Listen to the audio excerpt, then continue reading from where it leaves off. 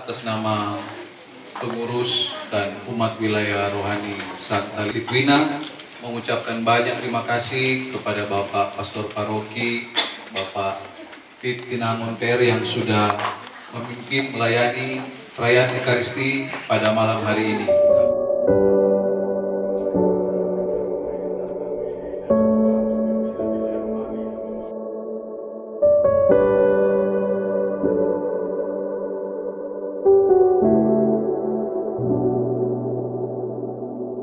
Dia sendiri datang untuk menunjukkan kepada kami bagaimana kami dapat mengasihi Engkau dan mengasihi satu sama lain. Ia membersihkan hati kami dari segala kejelekan dan menghalangi bersatu persahabatan dan dari kebencian yang membuat kami tidak bahagia. Ia menjadikan Roh Kudus yang akan mendampingi kami setiap hari agar kami hidup sebagai anak-anak-Mu. Kami mohon kepadamu ya Allah Bapa kami, utuslah Roh Kudus itu ke atas persembahan roti dan anggur ini, agar menjadi tubuh dan darah Tuhan kami Yesus Kristus.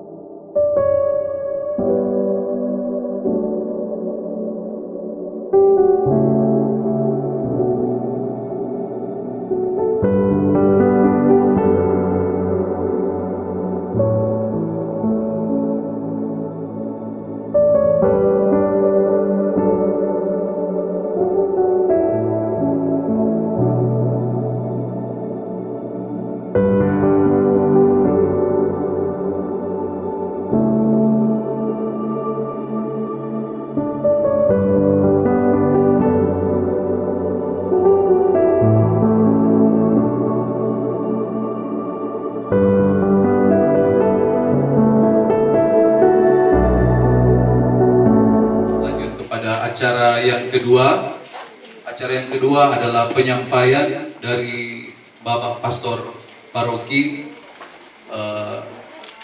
termasuk juga dalamnya konsolidasi dari pastor bersama dengan umat.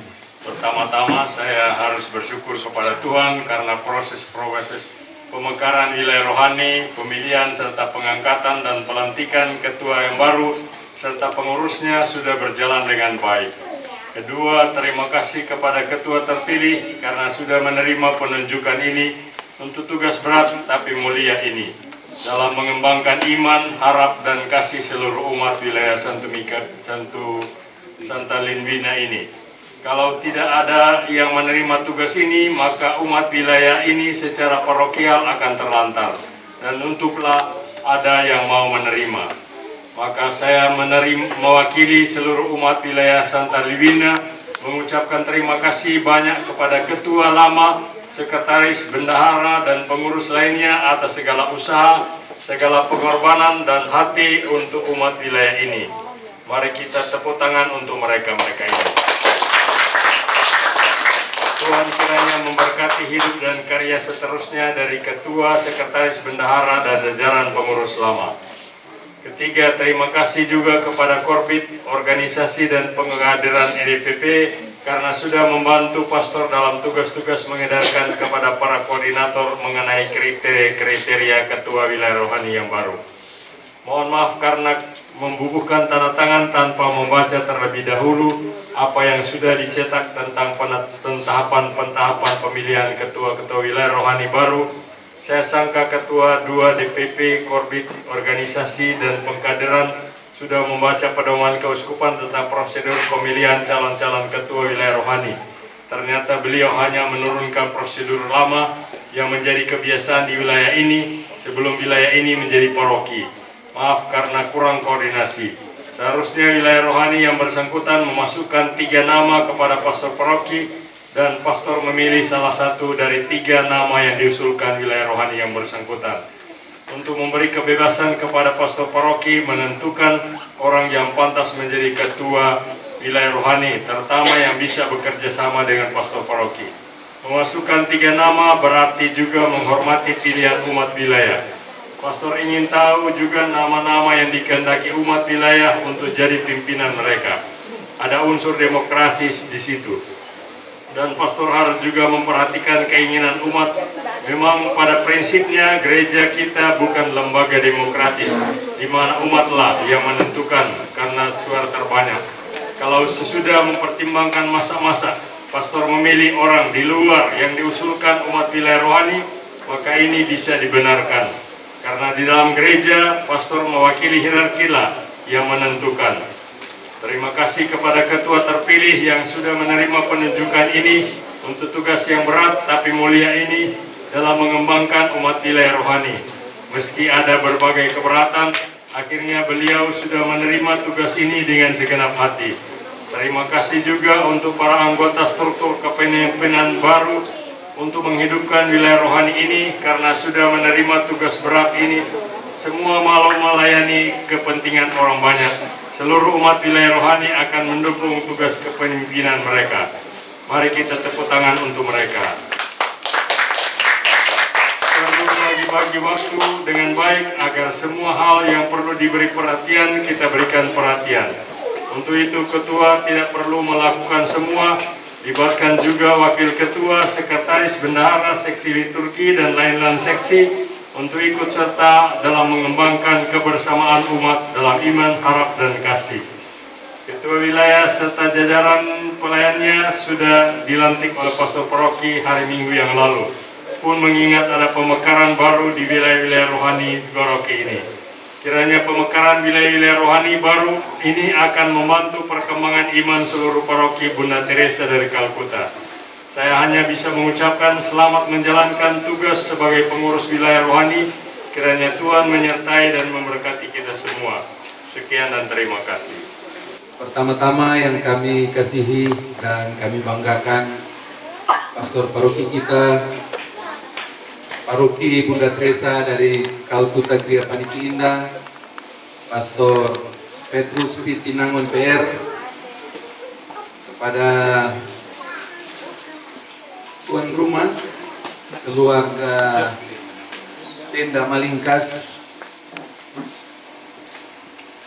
kepada ketua terpilih definitif Bapak Norbert Tandiarang beserta seluruh pengurus baru yang telah dilantik pada hari Minggu tanggal 28 Januari tahun 2024, dan kepada seluruh umat yang ada di wilayah rohani ini, wilayah rohani Santa Litwina, serta para tim Komsos yang tetap setia mendokumentasikan kegiatan konsolidasi dari pastor paroki. Pada malam hari ini, saya sebagai koordinator bidang organisasi mendampingi pastor paroki di dalam setiap kunjungan misa yang disebut dengan kunjungan misa konsolidasi. Dan pada malam hari ini adalah merupakan hari ke-15 dari 16 wilayah rohani hasil pemekaran yang lalu. Tentunya ada masuk minggu ketiga dari perjalanan setiap hari, setiap malam pastor dengan komitmen dan setia dan diberkati kesehatan untuk memberikan kekuatan, karena sudah ada pemekaran yang lalu dan juga ada pemilihan pengurus baru, mulai dari pemilihan ketua-ketua definitif yang tentunya dalam pemilihan tersebut ada cerita khusus di masing-masing wilayah rohani, karena seperti yang pastor setelah sampaikan tadi dalam penyampaiannya, ada kurang komunikasi, dan kami sendiri dari bidang 2 mengakui itu, bahwa kami yang kurang proaktif sehingga di dalam pentahapan kami tidak membahas secara lebih detail apa yang menjadi alur dari pentahapan. Kalau untuk kriteria sendiri tidak bermasalah, karena kami mengambil dari buku statuta yang nanti juga akan kami bagikan kepada KSB wilayah rohani ini, supaya dalam panduan wilayah rohani dapat membaca itu dan mengikutinya. Bapak Ibu, saudara-saudara sekalian, dalam pengalaman ini saya mendapat banyak pengalaman dalam kunjungan-kunjungan sampai hari yang ke-15. Saya mengikuti dalam renungan-renungan pastor, dalam melihat umat yang hadir dalam respon bahwa begitu antusias. Syukurlah pada hari ini tidak hujan, namun pada hari-hari yang lain walaupun hujan, umat tetap antusias mengikuti misa konsolidasi yang merupakan penguatan dari pengurus dan umat untuk menjalani kepengurusan di awal tahun 2024 ini. Kemudian yang saya ambil dari komunikasi tadi, bahwa memang komunikasi itu sangat penting di dalam berorganisasi, baik di dalam DPP, baik dalam wilayah rohani juga yang akan dijalani oleh Bapak Ibu, dan dalam keluarga dan segala hal dalam hubungan interpersonal. Dan saya kira ini terjadi juga untuk mengingatkan saya, dan saya semakin dekat justru dengan pastor paroki sendiri dalam kejadian ini, dan lebih memahami akan apa ke depan yang harus kami lakukan sebagai dewan yang membantu pastor paroki. Jadi sekiranya apa yang kami sudah dimintakan untuk bantuan ketika ada perubahan dari pastor paroki, maka kami ambil apa yang disampaikan oleh hierarki. Sehingga dalam pentahapan tadi, kalau misalnya dalam wilayah rohani ini dari 3 nama itu kemudian langsung ada ketua, maka mungkin ada yang mungkin menghendaki suara terbanyak yang jadi, maka dalam sudah pastor jelaskan tadi, dalam gereja Katolik tidak ada demokrasi seperti yang terjadi dalam demokrasi di pilpres, pilkada. Tetapi dalam statuta itu disebutkan bahwa ini adalah suara Tuhan lewat hierarki, dalam hari ini pastor paroki, sehingga 3 nama yang diajukan adalah perwakilan umat untuk pastor pilih secara bebas, dan ketika pastor menentukan, itulah suara Tuhan yang harus ditaati dan kita tunduk bersama. Bapak Ibu, saudara-saudara sekalian, Pak Norbert sudah saya kenal lama juga.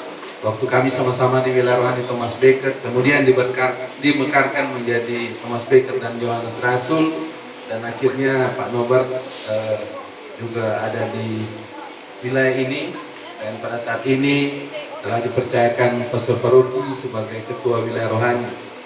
Dalam juga DPP, Pak Norbert adalah koordinator HAP, hubungan antar agama dan kepercayaan. Jadi Pak Norbert saat ini diutus untuk bagaimana mengembangkan wilayah rohani ini dalam iman, harap, dan kasih, dari wilayah rohani yang dimekarkan menjadi lebih kecil umatnya, tetapi boleh menghimpun lebih banyak mana yang belum terjangkau, karena tujuan daripada pemekaran itu sendiri dalam buku statuta adalah pemberdayaan. Jadi pemberdayaan umat untuk pengurus-pengurus KSB dan lainnya diberikan kesempatan juga dalam tugas-tugas di gereja, dalam lektor, mazmur, dan lain sebagainya. Jadi itu yang bisa kami sampaikan pada malam hari ini. Kita umat dalam wilayah bersatu dalam segala potensi kita satukan untuk pengembangan wilayah rohani ini, tentunya lewat keluarga-keluarga, dan semuanya akan berimbas kepada kita yang kita persembahkan kepada Tuhan. Demikian penyampaian kami, terima kasih atas perhatian.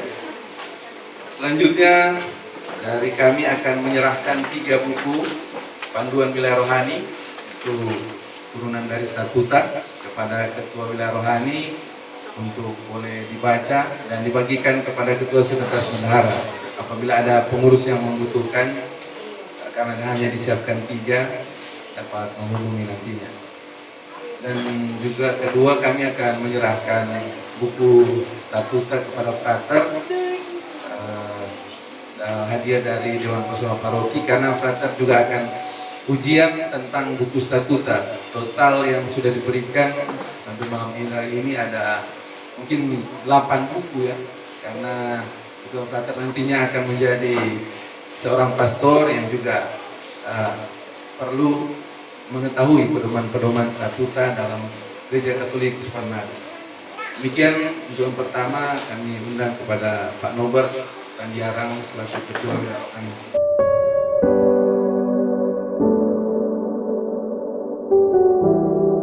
Yang saya hormati Pastor Paroki, Pastor Petrus Kinangon PR. Yang saya hormati Frater Pastoral, Frater Diros. Yang saya hormati Koordinator Bidang 2 DPP Paroki Bunda Teresa dari Kalkuta GPI, Bapak Romi Humokor, dan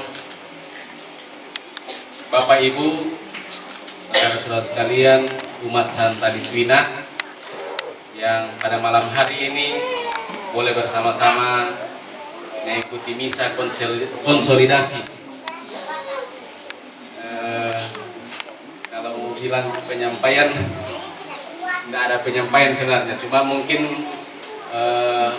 saya mau kembali mengenai tentang pemilihan, sama dengan yang dikatakan oleh Pastor tadi.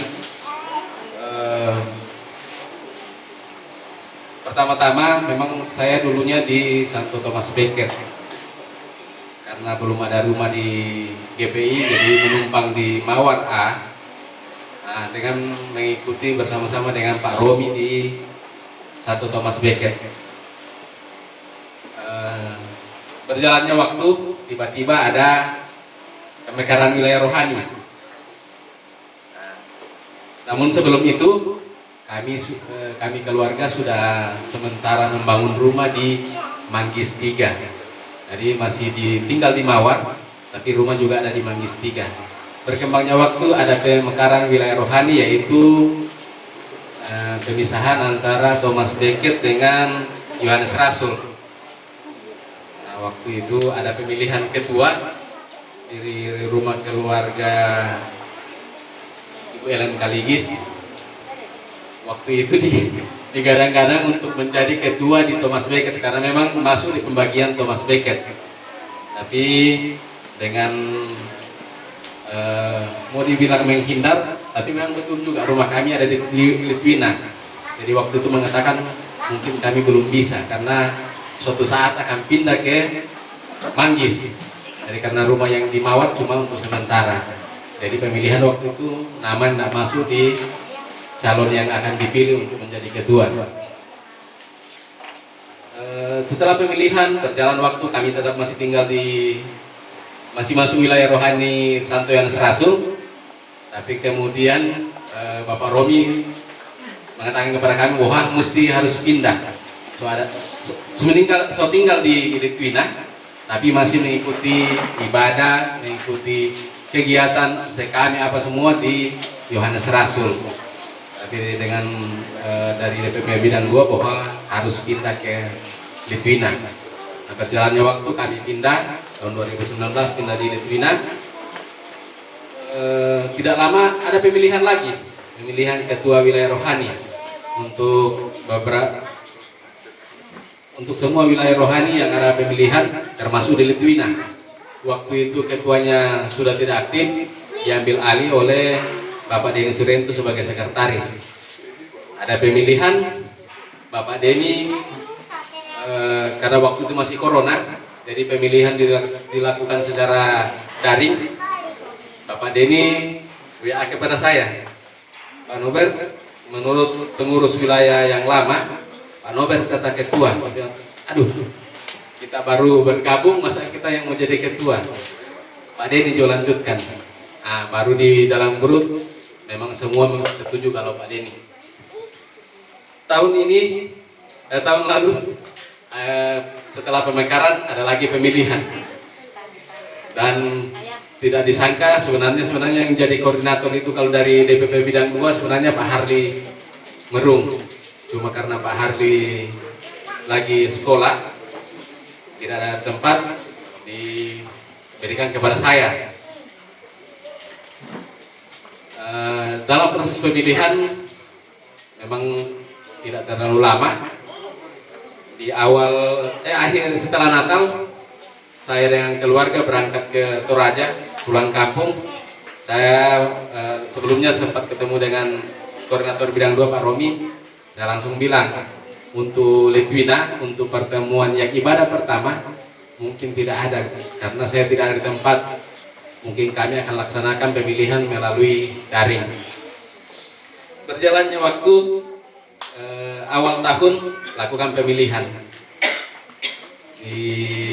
secara daring. Waktu itu masih di Toraja. Baru balik dari Toraja tanggal 5. Sampai di Tentena tanggal 6 malam di Tentena, buka laptop,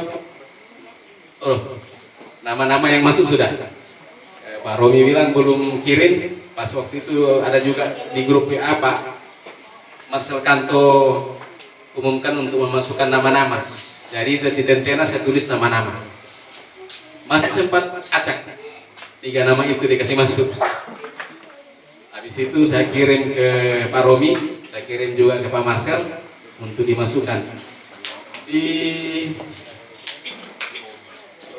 hari Minggu malam kami sampai di Manado, sampai di rumah sekitaran jam 10 malam. Belum tidur, masih sempat buka media sosial. Setelah dengar pengumuman dari Pastor Alo, langsung kaget karena masih berpikir, oh masih ada pemilihan berikut untuk 3 nama ini. Jadi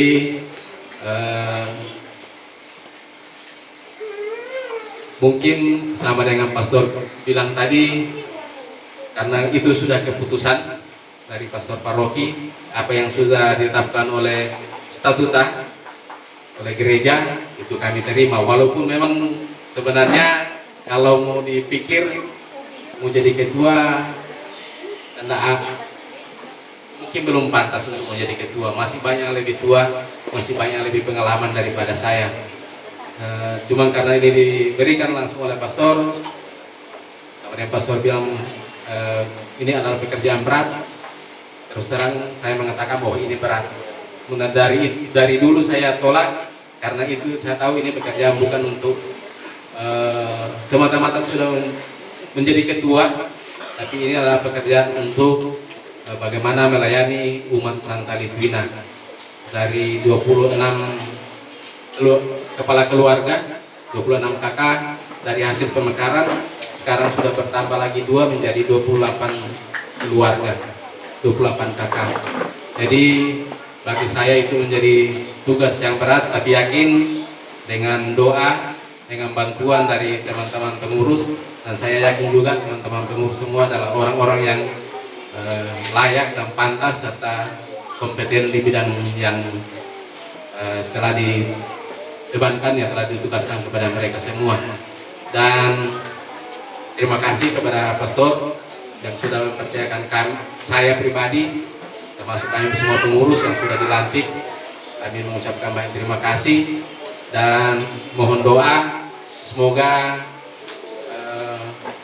tugas sebagai pelayan ini boleh saya kerjakan dengan sebaik-baiknya dan boleh menjadi pelayan untuk semua umat yang ada di Santa Litwina. Sekian dan terima kasih. Kami ucapkan kepada Pastor Paroki Dr. Ipanoi bersama ketua yang baru dari Santa Litwina, Pak Albert, dan seluruh umat rohani Santa Litwina yang telah menyediakan waktu bisa hadir di tempat ini mengerti misa bersama-sama. Kami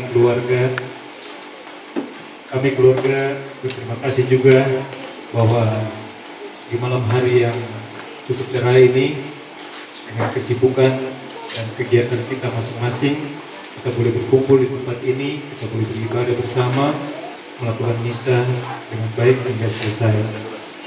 Kami pihak keluarga dengan kekurangan dan persiapan ala kadarnya, kami mengucapkan banyak terima kasih juga kepada umat serta semua pihak yang telah membantu untuk menyiapkan tempat supaya kita bisa bersama-sama mengikuti ibadah di tempat ini.